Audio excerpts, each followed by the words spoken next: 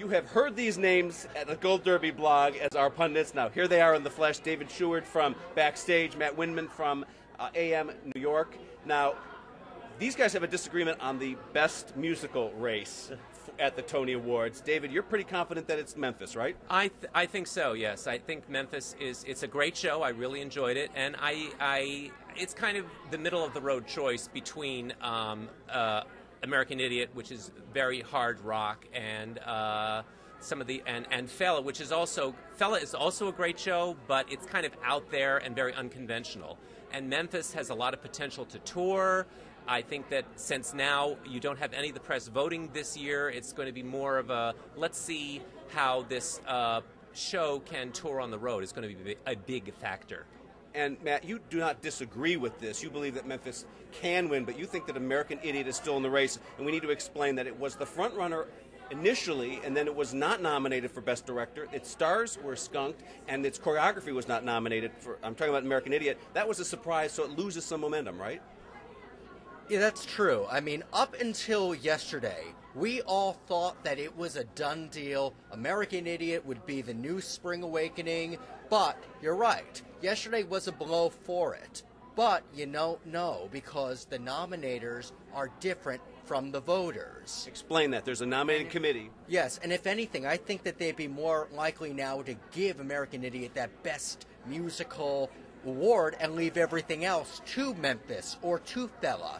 I mean, I gotta be honest with you. I want Memphis to win. I really do. It's the only show among those four that I really liked. I don't like Fela, and I do not like American Idiot. But I'm still thinking, you know what? This is a year where Avatar did not win Best Picture. It went to a critical darling instead. Maybe that's what'll happen. Yes.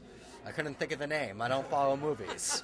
But you know what? Maybe it'll go to Fela. I don't think it will. I think it's very unlikely, but it's still very much in flux right now. I think we need to see what kind of politics happen. Will Memphis's grosses go up? Because I think it's important to know about Memphis is that it got great reviews from every single critic except for one, for the New York Times. It is a well-done musical, and a lot of people say it's conservative to like Memphis. But you know what I say? Memphis is a traditional show, but it's also the only good show. It's also built its audience. I checked its grosses the other day. It's at 96% capacity. That's pretty amazing for a little show that took a long time to find its way. And I just want to say, I mean, I like American Idiot also, and I like Fela. $1 Million Quartet is the fourth nominee, which kind of surprised me that it got nominated. I'm not crazy about it. But I'm glad that it got the nomination rather than the Addams Family. But I do think Memphis is of the four, I think it's the strongest candidate. Do we have any other major Tony races that are this dramatic? Because we know that Douglas Hodge, for example, is ahead for Best Musical Actor for La Cage. A lot of the races are sewn up. Certainly Next Fall seems to be the favorite for Best Play.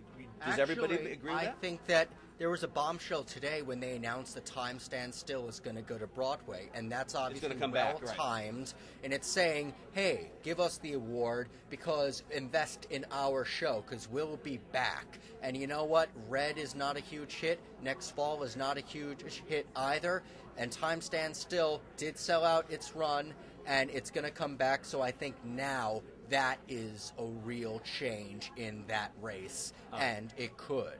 However, it closed it's not playing now, and there is a block of voters who come in at the end of the season, and then they go to see whatever there is left. And the fact that it's not running could count against it. I mean, it helps that it is coming back, but I think that Next Fall has the stronger edge in the Best Play race. It has the momentum right now. So. And you even thought it was a serious contender. You voted for it for the New York Drama Film Critics, right? You had it in the running anyway.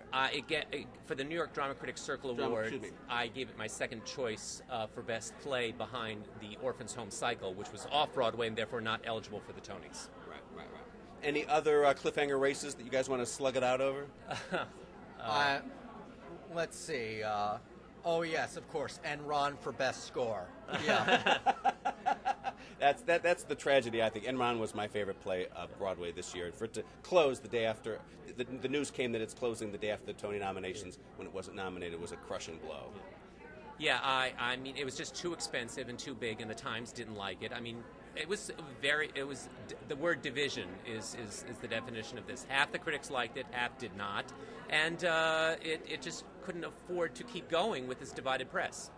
It's actually interesting how some shows can withstand the bad press and go on, or just low grosses, because if Enron was selling, it would still make it. But whereas a show like Next Fall, which is also at a low, isn't doing great business, but it's a lower show, budget-wise to run, that they can kind of give it a chance. Enron, they could not give it that chance to find its own audience. So it's gone. I mean, the same thing happened to All About Me. It had a big orchestra to these two semi-stars, and after that bad press, it was out of here. Oh, Dame Edna is a gigastar. That's true. I stand corrected. International star.